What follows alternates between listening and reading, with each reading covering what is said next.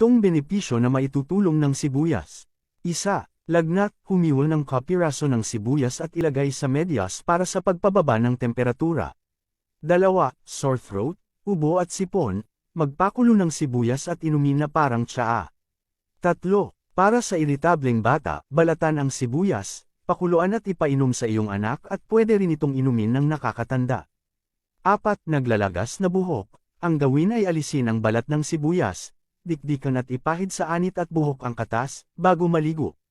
5. Diabetes, sa pamamagitan ng pagkain ng sibuyas, napapataas nito ang level ng insulin sa ating dugo at mapapababa ang blood sugar level.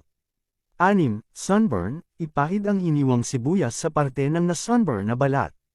7. Ear infection, ang kailangan na gawin ay, kunin ang malambot na parte ng sibuyas at huwag itulak ng mabuti sa loob ng tenga, at hayaan ito nang magdamag sa iyong tenga.